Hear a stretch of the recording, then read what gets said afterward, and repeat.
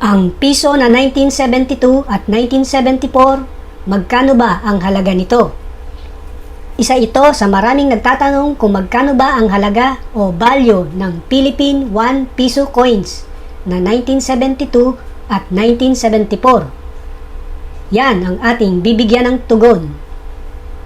Please subscribe to my channel, like and share. Thanks a lot mga kababayan.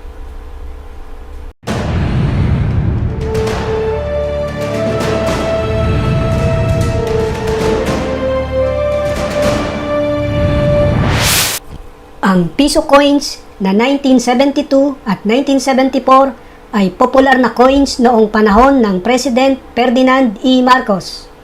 Ito ay may mintage na. Ang 1972 ay 121,821,000.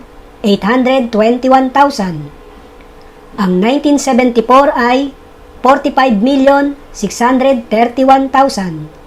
At ang proof na 1974 ay 10,000 only. Depende rin ang coin sa kondisyon nito, tulad ng mga sumusunod.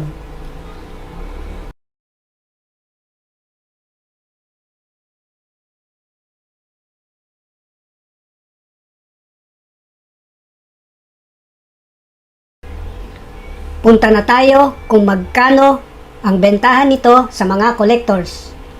Ang halaga o bentahan sa market nito ay ang 1972 at 1974 halos pareho lang ng value.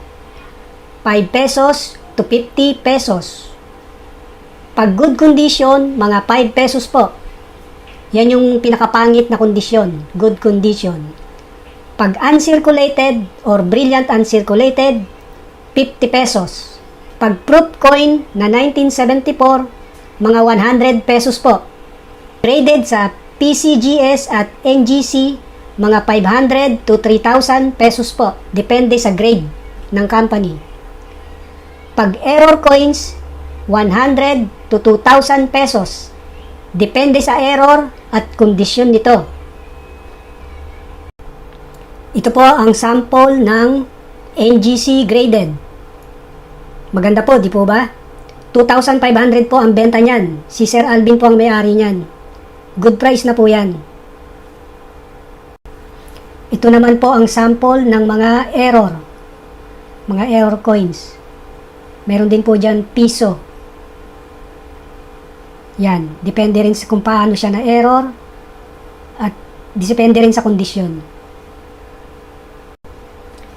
Ito naman ang sample ng 1974 proof coin. Yan, yung piso dyan. Yan ang tinatawag na proof.